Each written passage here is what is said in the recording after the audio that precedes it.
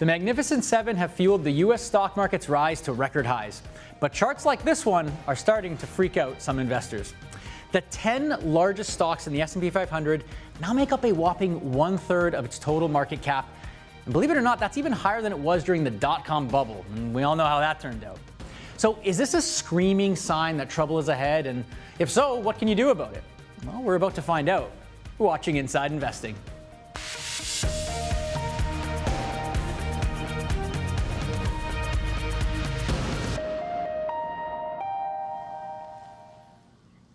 Hello everyone, welcome to another edition of Inside Investing, your guide to leveling up your investing skills with perspective from savvy DIY investors and financial pros. Presented to you by TD Direct Investing, named Canada's best online brokerage by the Globe and Mail for 3 straight years and counting. I'm your host, Rob Moise, back in the saddle. Happy to be back after a bout of pneumonia.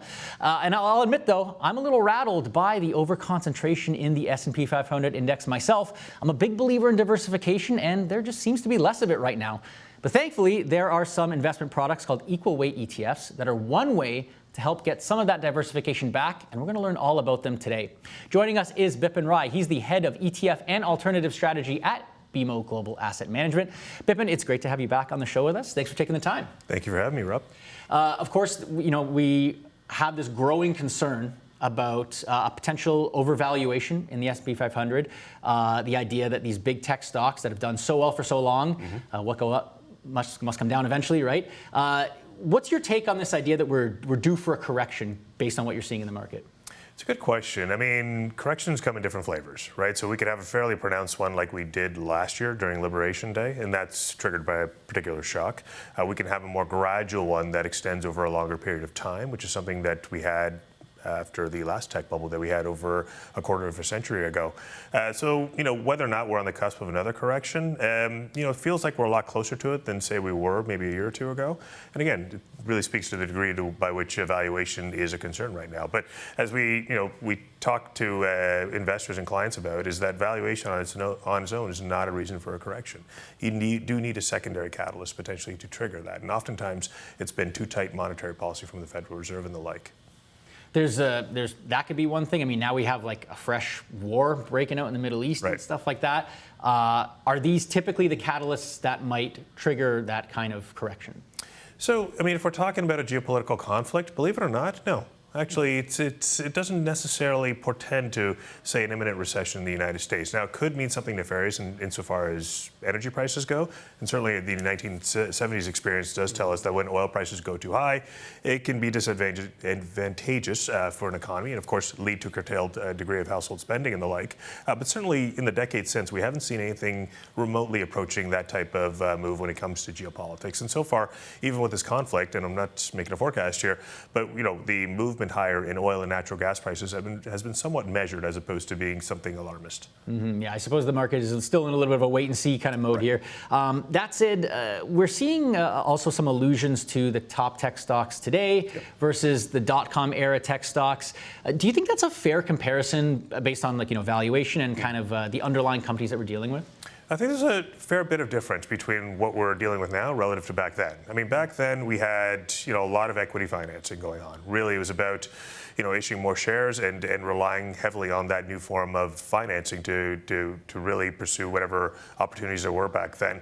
Nowadays, I mean, this is really being driven by a lot of firms that have fortress-type balance sheets, have relied heavily on endogenous cash flows over the last several years, and now are tapping external debt financing more and more to drive some of that extra spending. So at this point, I mean, I think it's a bit different than what we saw 25 years ago. I'm not saying it's not a bubble, right? But I do think the characterization of what we saw 25 years ago does not necessarily need to apply to today. And I guess the easiest way for me to sort of spell out the theme now and how we've migrated from over the past couple of years to where we're going is that instead of this being a beta story where like if all these companies are spending money, oh, you know what, this is the AI trade, you got to play the beta story.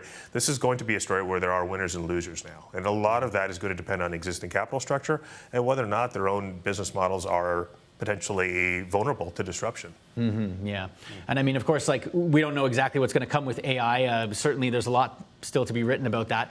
But I think the interesting, comforting thing, if you will, is when I look at the price to earnings valuation today versus like some of the top guys back then, It is a pretty big gap. So I mean, it doesn't seem like we're on like the immediate precipice at least, but of course, like there are concerns in the market there. We're going to get into some of those. One of them being this idea of overvaluation. What could that mean if the other shoe does drop? Does it drag everybody down with it? Yep. We're going to get into that, and of course, like I teased earlier, how equal weight ETFs can help protect a portfolio in an overvalued and overconcentrated market. We're going to dig into all the mechanics behind that, see if there's a way that investors can kind of take the edge off of some of that risk. For those in our audience, if you want to get in on this conversation with us, we'd love to hear from you. Make sure you submit your questions to us. If you're watching on Webworker, you can use the chat box to send your questions to us. On our broadcast platform, it's the questions and comments box on the right side of your screen. And if you're watching on our YouTube live stream, you can click on the link in the description. It's going to take you over to our broadcast platform, and that's where you can ask your question.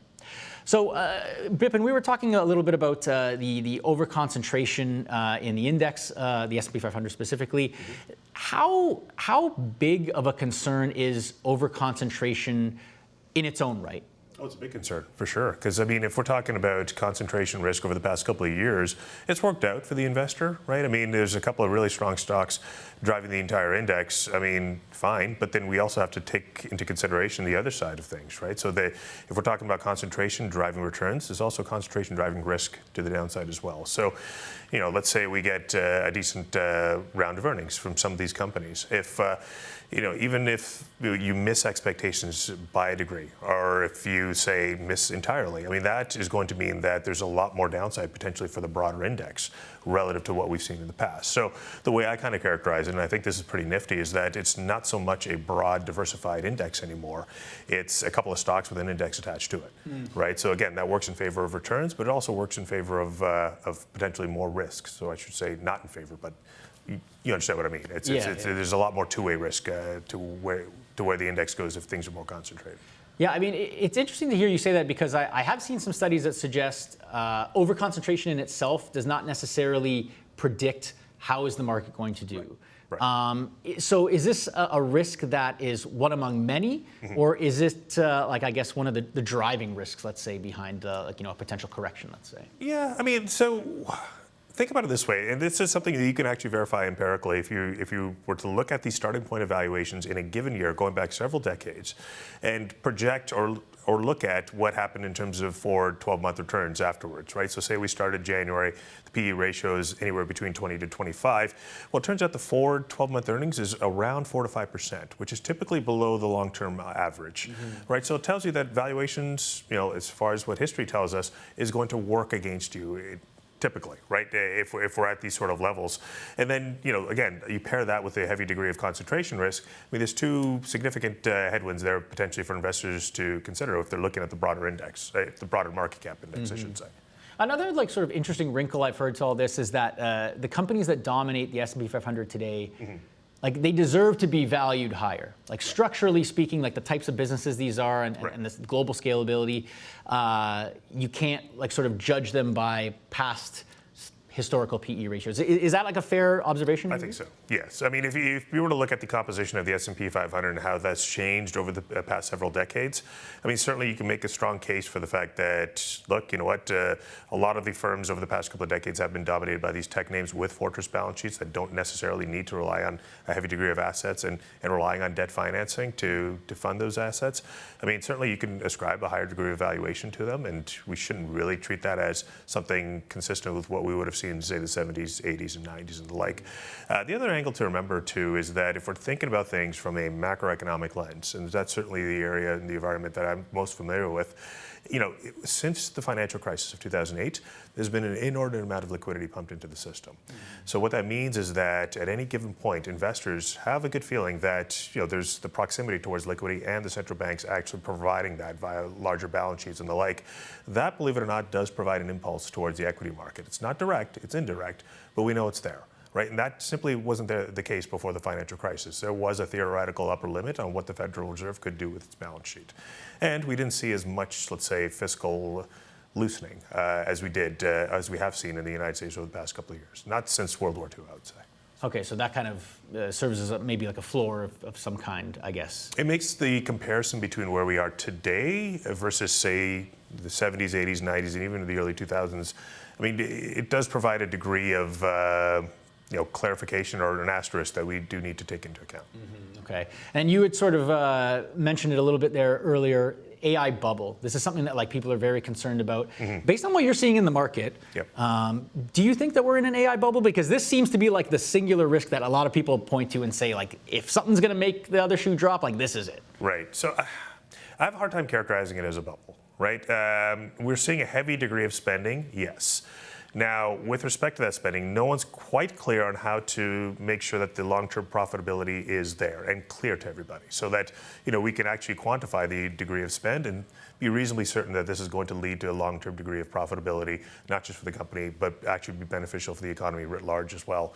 So that's, I think, the trouble for a lot of investors, right? So, this recent round of earnings that we had from the tech space, I mean, they were all solid numbers. We did see a significant amount of earnings growth. There was also, a significant amount of planned capital expenditures, but we've migrated away from this environment where it's just about spend, spend, spend. We don't care. Well, the fact that you're spending is actually a good thing for not just the AI space, for the broader economy. It tells us that productivity over the medium to long term will increase. But we've migrated towards an environment where, okay, you're spending a lot, but what is the actual link towards profitability, right? So it's not just, we're not treating it without risk now. We see the fact that risks are starting to be amplified, and investors are putting a bit more of a premium there. And there's if you talk to a lot of the hyperscalers, the companies or the CEOs of the hyperscaling companies, a lot of these expenditures are planned years in advance.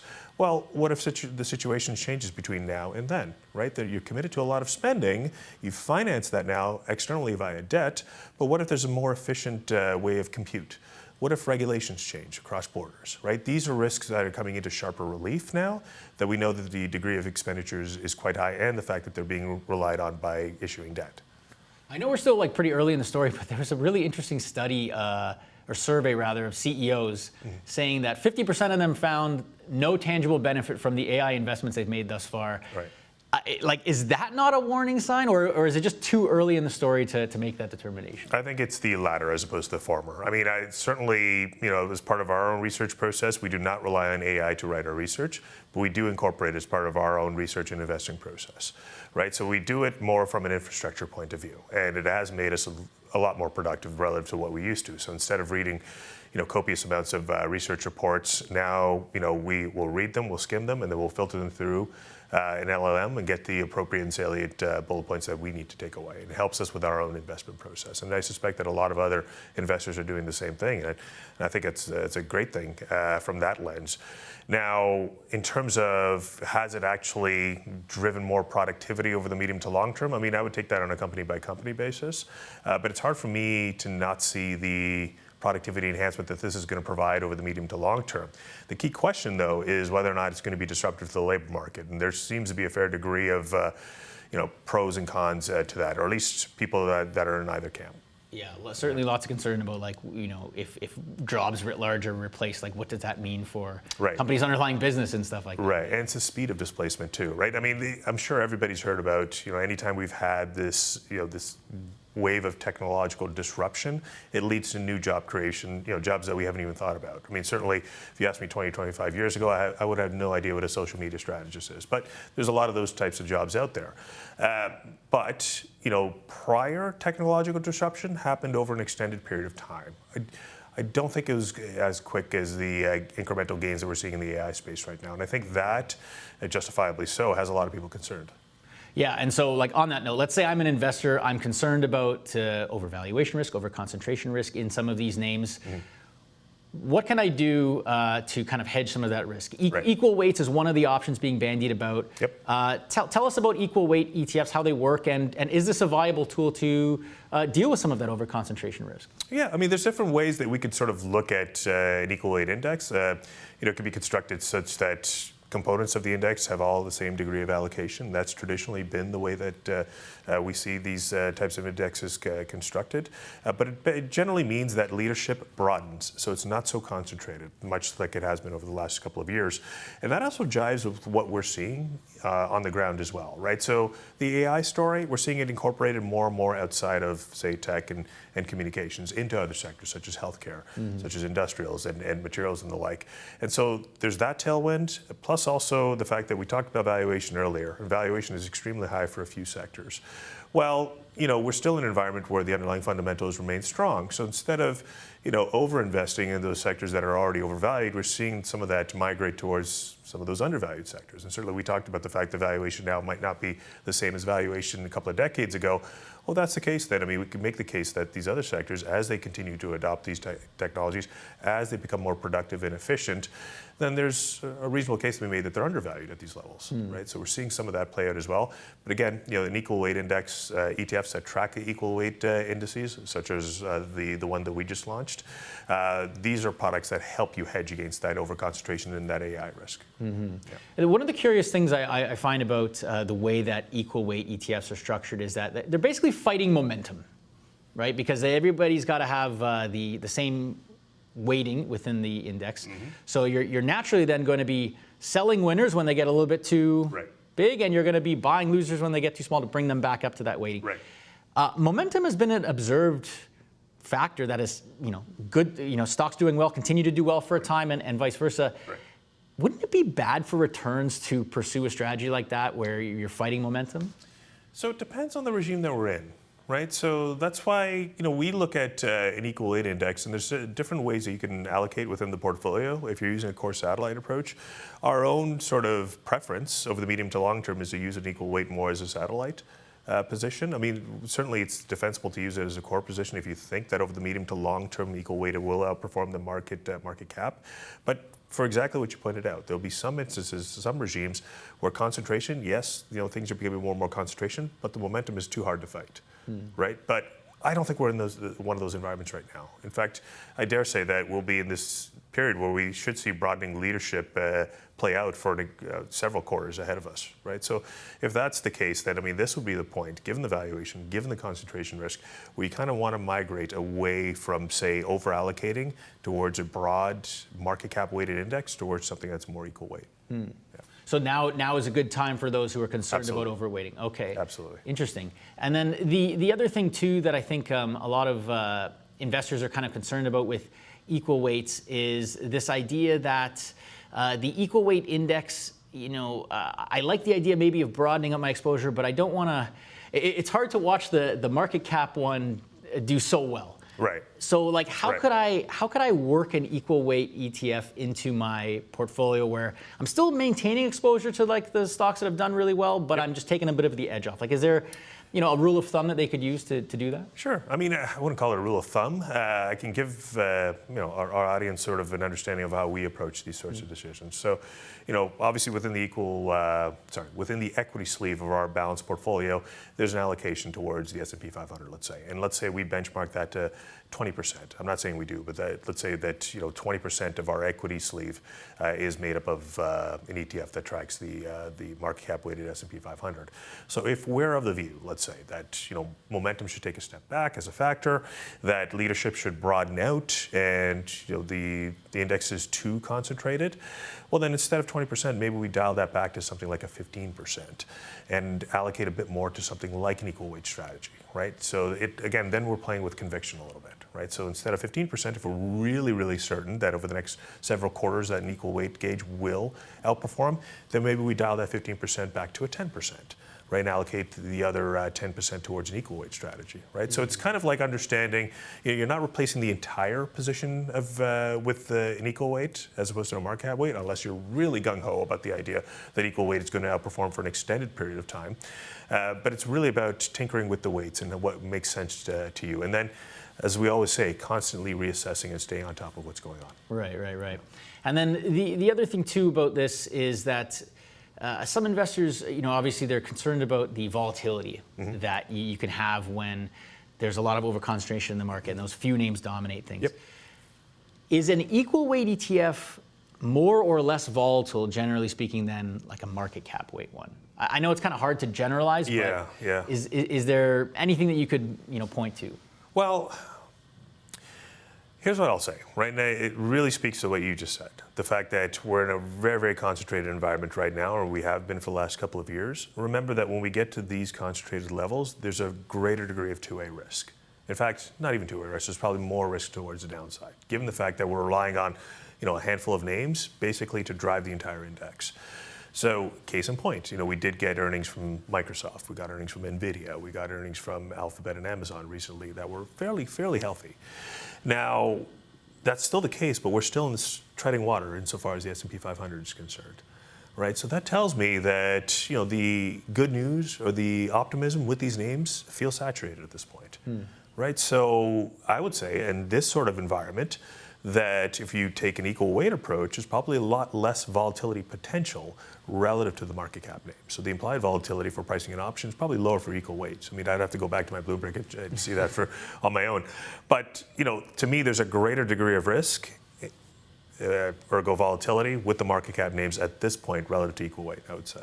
What about in more like normal market conditions? Do you think it's like, quote unquote, riskier to be essentially overexposed to a lot more smaller stocks, or is it more risky to be exposed to a few larger ones that are leading the market?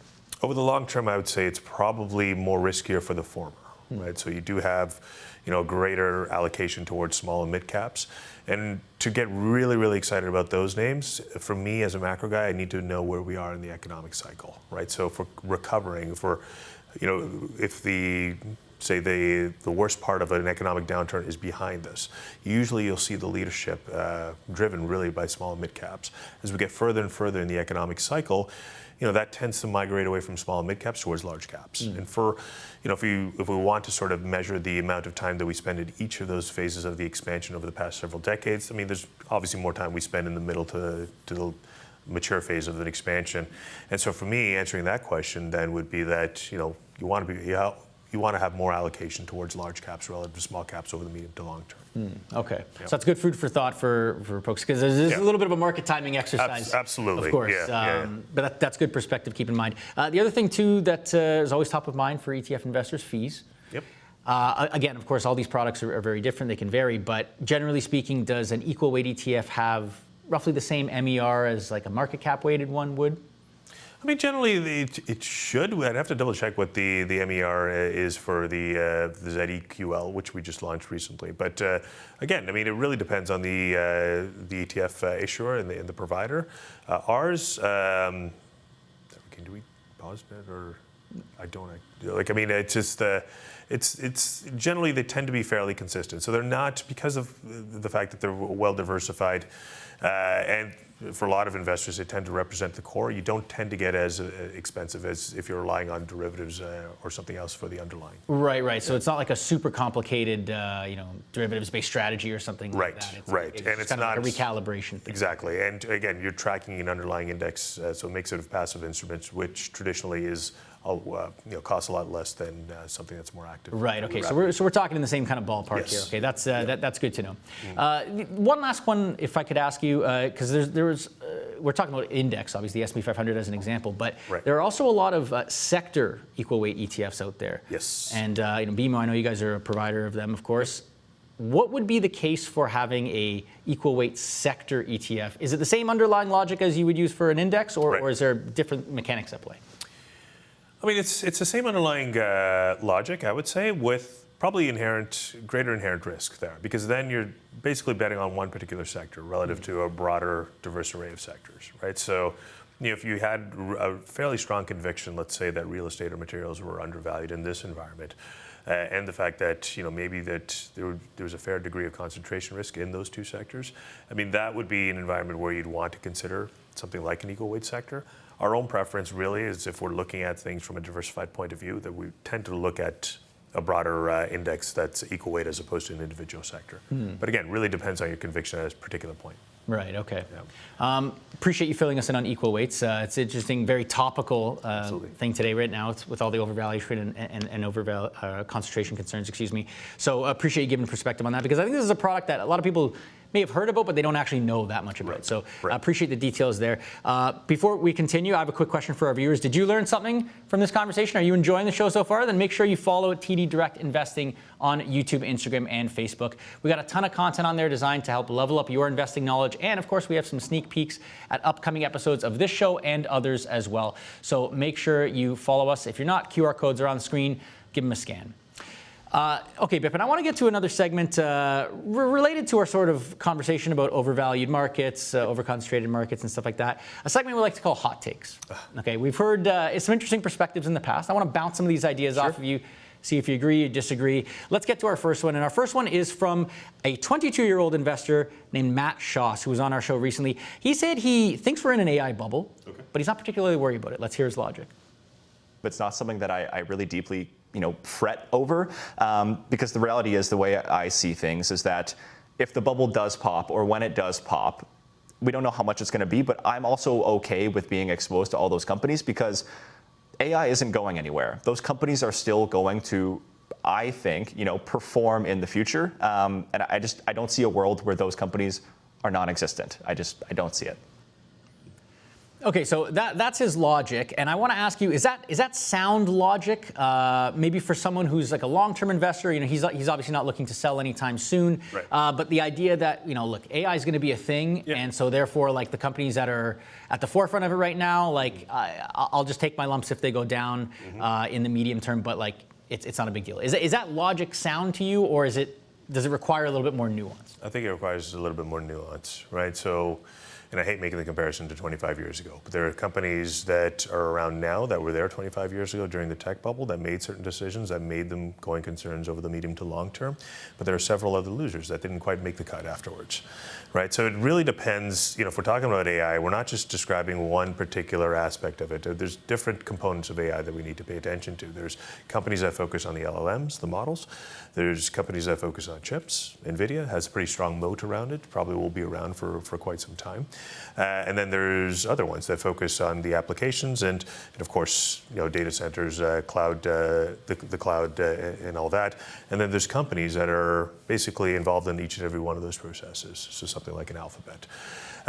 So it really behooves you to do your research to understand the fact that, look, you might not be worried about AI. You might not think AI is a bubble at this point, but that doesn't mean that there aren't going to be winners and losers, and some of those losers might not be around over the medium to long term. So again, a little bit more research is required there, a little bit more nuance to what that particular person is thinking, would go a long way in their investment process, I would say. Yeah. It's interesting too, like, to make another comparison 25 years ago, the internet, obviously the internet's a thing, the internet didn't go anywhere, but anybody using Netscape anymore these days, or like any of these things, right? Like, right. It's not enough to be like an early mover, like you have to continue the advantage, and what you pay for a stock too matters as well. Exactly. I mean, Cisco Systems, I think only last year recaptured the same valuation that it did, say, 25 years ago. And there's a case in point right there. It's a company that, you could say over the long term wasn't exactly a loser, but it took a long time for that particular stock to recover. Yeah, 25 years is a long time for any investor. I don't care how long your time is. Absolutely. Okay, appreciate your take on that. We got one more for you. This one coming to us from DIY investor Ian Lopuch from the YouTube channel PPC Ian. He says he's added a lot more diversification in recent years, just given all of the things we're seeing in the market right now. Let's hear his rationale.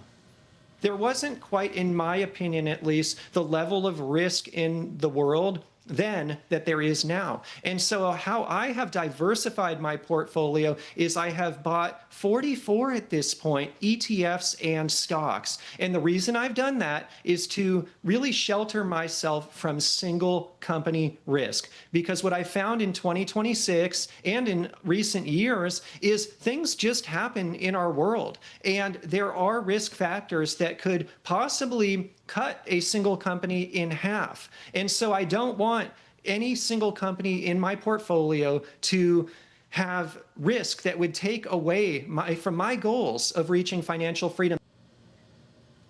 Okay, so Ian, clearly, concerned about downside risk, like I think a lot of investors are. I have two questions for you on this one. One, 44 stocks and ETFs. That's a lot. That's a lot. Yeah. Is he overdoing it? Do you think? That's one question. The other question too is this time different in some respect? Like that's kind of what he's getting at. Right. He's saying there's heightened risk right now, and does that require more diversification? What are your takes? Right. So, I always go back to that famous quote, the only free lunch in this business is diversification. But, diversification within reason, right? So, whenever you do diversification, remember that you want to pay attention to the underlying correlations. Because if things really, really get bad enough, and say Ian is right, and, things, get to a point where we do see a meaningful drawdown, it doesn't matter how diversified you are if the correlation risk is still fairly heavy, right? Mm-hmm. And usually when you incorporate 44 securities within the same portfolio,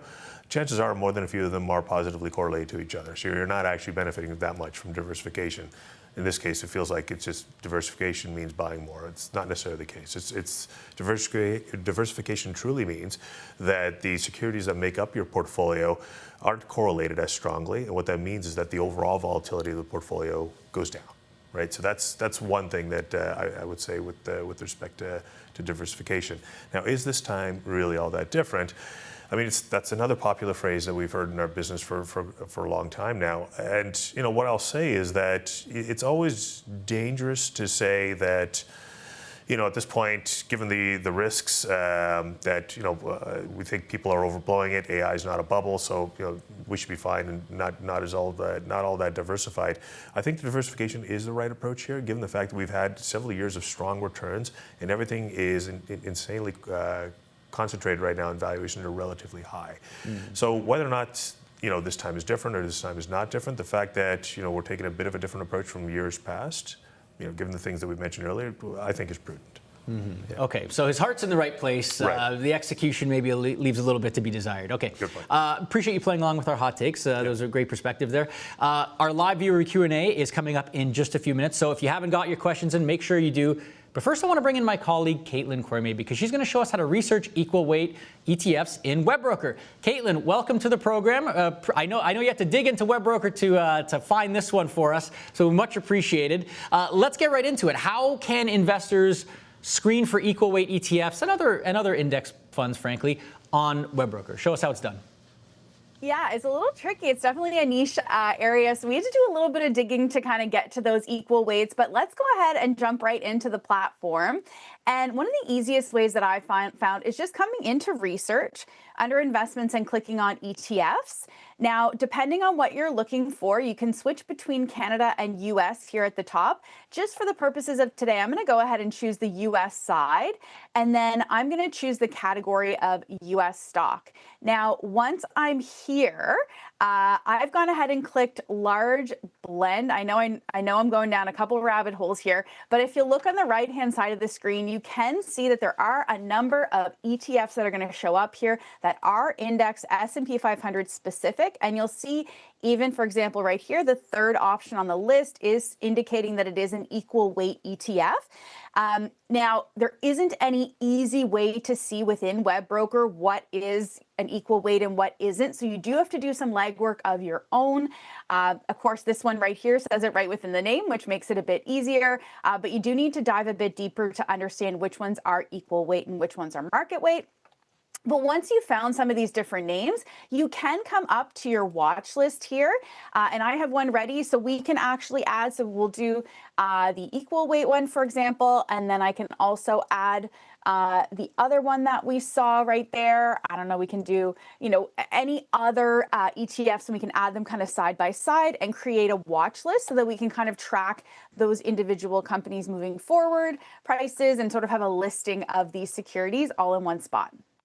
Okay, so once you do the treasure hunt and you do the digging, you got a short list there that you can kind of do. Let's say you're looking forward to making a buying decision. How do you compare and contrast these different funds to ultimately help yourself make a decision? Yeah, absolutely. So performance can be one way for us to sort of get a bit of a gauge between different securities. It can be tricky because they can have different prices, right? We're looking at, they're all issued at different times, so the actual individual unit price can be different. So let's look at a fun comparison here.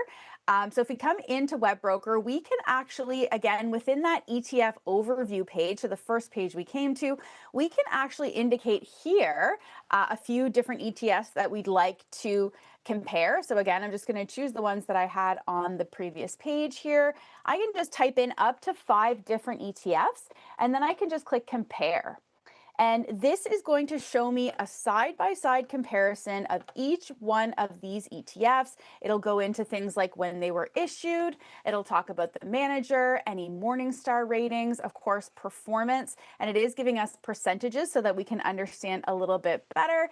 Of course, we do see there's an outlier. The one in the middle is certainly different performance than the others, which is the equal weighting, which makes sense. We've got some that are and some that aren't. So definitely gives us some contrast there.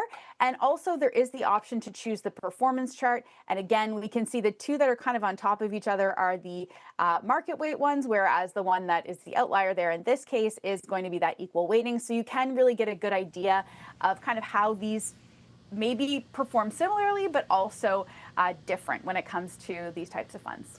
Okay, so a nice, easy comparison tool to put things side by side. That's fantastic. We appreciate you showing us the ropes as always, Caitlin. Before we let you go, though, I believe you have a special announcement that you want to share about next week's show. Fill us in. What do you got for us?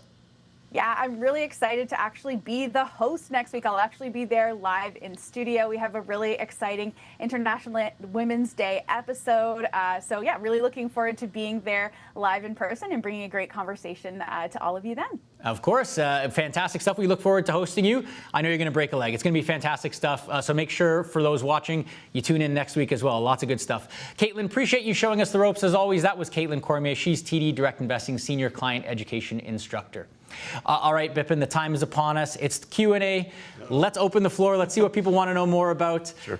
Let's see what's on tap first. I believe this one is coming to us from Paul. Paul wants to know, what's your view on overweighting sectors like utilities, pipelines, banks, or telecoms to reduce AI-related concentration risk in a portfolio? Okay, so a specific AI-related concentration risk that Paul's concerned about. What are your thoughts on this one, Bipan? Yeah, I like it. I mean, I think utilities and pipelines in this environment, certainly for looking at, migrating away from the expansionary phase of the economic backdrop, or the economic cycle, I should say, towards something that's a little bit more slower. I mean, utilities and pipelines in that environment should do well. Pipelines in particular, because it is tied up to the infrastructure story that globally is expected to do very, very well. I think that certainly makes a lot of sense. And, if we're playing the energy theme as well, that's certainly one particular sector that should benefit there. Banks, I think you have to be a little bit more selective given the valuations that we're seeing there. There was this sort of wave of enthusiasm, let's call it, early last year based on the fact that we were going to see regulatory changes in the U.S. that would benefit the financial sector. But we would say that's probably priced in at this point.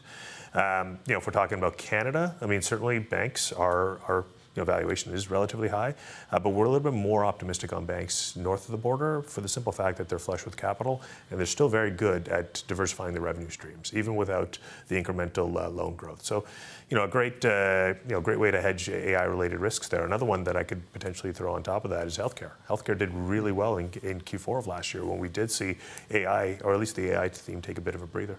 It seems like the theme that I'm getting here is, defensive might be the positioning that somebody who's concerned about those risks might want to consider. Yeah, I mean, I think so. Certainly, even if you want to pair a few defensive sectors with something that's a little bit more cyclical, that's still a defensible strategy in this environment, given the fact that, again, fundamentals are still relatively strong. And we're not quite at the point where the economic expansion is at an end. We're still seeing some incremental gains there. But if we were to sort of teeter into something that's a little bit more nefarious, so into, say, a slowdown or even a recession, then we maybe remove the cyclical component of it and just focus on the defensive. But we still think a barbell approach here makes sense. Right. Yeah. Okay. Great answer. Let's get to our next question. This one coming to us from Yan. Yan is asking, what should investors be aware of as potential downsides to equal weight index funds? Right. So you are overweighting some of the smaller mid caps in a few indexes, right? So again, if we're at that point of the economic cycle where things are slowing down a little bit, I mean, there could be a fair degree of drag from the small and mid cap composition of those indexes. Now, I would also qualify that with reminding everyone that there is sort of this push towards value at this point, right? And at this point, despite the fact that the macro backdrop might not be as favorable, a lot of those companies are still undervalued relative to, say, the big tech names. So there still could be a fair bit of participation, and certainly small and mid caps have done well over the last couple of months as well. The thing with value, though, is we've been talking about value coming back for 2-3 years now, and here we are having the same conversation. What is it about now that would make value potentially the better play? Well, I mean, it's exactly what we've been talking about. It's been the concentration risk in those few names. right? And the fact that, let's say if we're leveling up or we're changing valuation regimes, we can all agree that those few names that have been carrying the index for the last couple of years are overvalued. Well, if that's the case, then, I mean, what about those other smaller mid-cap names that, if we're changing valuation regimes relative to some of those few names, they're undervalued, right? So, I mean, if we look at, factor-wise, what's done well over the last couple of months, I mean, value has crushed it, right? I don't think that's deniable. And again, it's tied to what I just said, but it's also tied to the fact that on a more fundamental level, we're seeing a greater degree of AI adoption outside of the tech and telecom sectors, right? So again, these are themes that, I certainly feel a fair degree of conviction about at this point carrying forward. Yeah. Okay, great food for thought. Value maybe finally coming back after a long hiatus, let's say, during this bull Out of the market. wilderness, for sure, yeah. Let's get to Charles's question. Charles has one for us. Besides fees, what should investors look for when evaluating equal weight index funds? Yeah, I mean, really pay attention to the underlying composition and how these equal weights are constructed. There are equal weight indexes out there that weight each sector equally, but that's not quite the same as, say, weighing each individual component or the security within that index equally. So again, there are different flavors of equal weight that we would advise all of our audience to really do their due diligence on and understand which one is more applicable for what they're trying to achieve with an equal weight strategy. When might it make sense to consider an equal weight fund that's equal weighting the sectors versus the individual constituents? Very good question. And I would say, let's say you are a little bit more constructive on small and mids at a particular point, then maybe you want to look at those sectors that are comprised of equal weight securities as opposed to sectors, let's say. Right? So, if you're at a point where your conviction isn't really all that strong on, say, sectors like real estate, materials, utilities, then you kind of want to focus on the latter point that I just said as opposed to just an equal weight across every sector. And remember that, if we're talking about a diversified index, some sectors will have fewer names relative to other sectors. Are you particularly confident about allocating a greater degree of weight to a fewer set of names? That's concentration in a different way, or expressed differently, I would say. Right.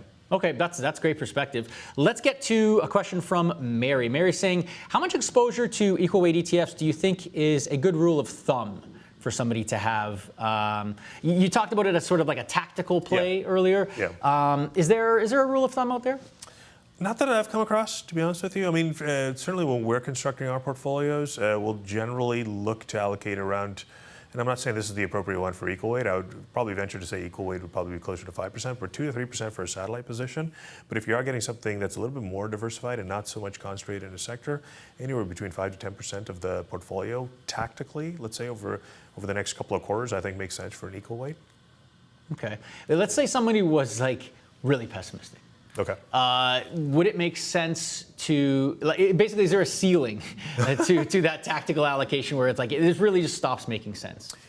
Oh, that's a very, very nuanced question, right? So if I'm looking at a total portfolio, right, a total balanced portfolio, generally I like to keep at least 60 to 70% of that within core positions and the balance within tactical positions. And within the tacticals, I don't like to place all my eggs in one basket, right? So I like to have a tactical position in the fixed income sleeve, also a tactical position in the alternatives sleeve as well. So, in terms of a ceiling, I would say, beyond 10%, I think you're playing a little bit with fire if we're talking about tactical positions, right? So, or, maybe up to 15% if you're really, really constructive on equal weight. I think that's probably the limit that I would go. Okay, okay. That's great food for thought. Serafina has a question for us. Let's get to what she wants to know. Are there equal weight ETFs that equal weight the various sectors but keep market cap weighting within each sector? Not that I'm aware of, right? And that particular strategy, I think, it would certainly address some of the concentration risk within a sector that I identified earlier. And maybe I am wrong, and maybe there are particular equal weight indexes that do follow that strategy, but I haven't come across them. Yeah, I can't say I have either. Although that's a very interesting idea, Serafina. Yep. Maybe you should get into investment product research and creation here. That's interesting stuff. Yeah. Maybe we could throw a covered call on top of it too. Why not?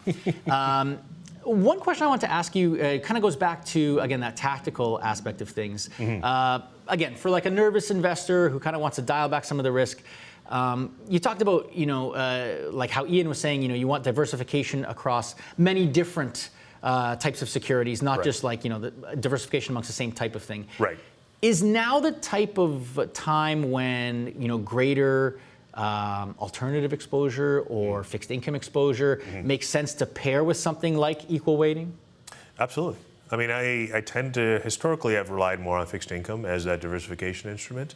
What I'm worried about right now is the fact that if we are going to have an energy price spike, let's say for a sustained period of time, then inflation is going to become a bit of a problem. And as you and I know, whenever inflation is above target for an extended period of time, fixed income isn't really that great of a diversifier because that correlation risk with equities increases. And in fact, that's one of the reasons why I think gold has done so well over the past couple of years, is the fact that, in the beginning, in the middle part of the game, gold was a really good diversifier. Now, I mean, the way it was trading earlier this year, it felt like a meme stock more than anything. But alternatives to me are still, that place where you want to look at for diversification. I don't think that's going to go away anytime soon, because I do think that we are going to have above target inflation for an extended period of time. Right, so is now the time to look at diversification outside of fixed income and maybe into the alt space? I would say yeah, absolutely. Okay. We're certainly overweight in our own portfolio. So more research for investors to do if they want to kind of take the edge off of that risk. Yep. I think we have time for one more question. Let's get to this question from Joyce. Joyce is asking, are there any tax treatments to keep in mind with equal weight ETFs, especially if they're being held in a non-registered account? Good question. I'm going to defer that to tax experts. At this point, I'm not aware of any sort of differences. But again, please do your own research when it comes to tax treatments and the like. Right, yeah. Things can get tricky with the non-registered accounts for Absolutely, sure. yeah. Okay, that's all the time we have for the Q&A. Appreciate you weighing in on all those questions, Bipan. Great stuff. And of course, just sharing your perspective generally on equal weights and the market environment that we find ourselves in. It's nice to know that with equal weight ETFs, there is a product out there that can do at least something to kind of take some of the edge off. Absolutely, and we're really proud of our new launch. That's ZEQL, which is the BMO MSCI Equal Weight Index ETF, and we'd encourage our audience to take a look if they're interested. All right, so fire up Webbroker, check it out if you're interested. Appreciate you joining us as always, Bipan. And of course, to our audience, make sure you tune in next week. We appreciate you tuning in this time, but again, we teased it earlier. We got successful entrepreneur and lifestyle entrepreneur Lynn Allure. She's going to be joining us with the money lessons that helped her reinvent her financial life and might help you do the same. Caitlin's going to be hosting that one. It's going to be a lot of fun, a lot of informative chat for any of the women out there who want to get started on the path to financial independence. Lynn has got some great tips to share, so make sure you check that out. That's all the time we have for this edition of the show. Before we go, I just want to share a quick PSA about keeping your investing accounts safe. March is Fraud Prevention Month, and let me tell you, fraud is skyrocketing. In 2024, Canadians reported over $310 million in investment fraud losses. But you don't have to be a statistic. Your first line of defense is your password. Forget the basics, aim for complexity with a mix of letters, numbers, and symbol. Most importantly, never reuse passwords across accounts, especially for your investments. We recommend a fresh update every 3 months. It's a simple habit that keeps your hard-earned money where it belongs, with you. You can never be too careful. Stay safe out there, everybody. From everyone at Inside Investing, thank you so much for watching. We'll see you all next time.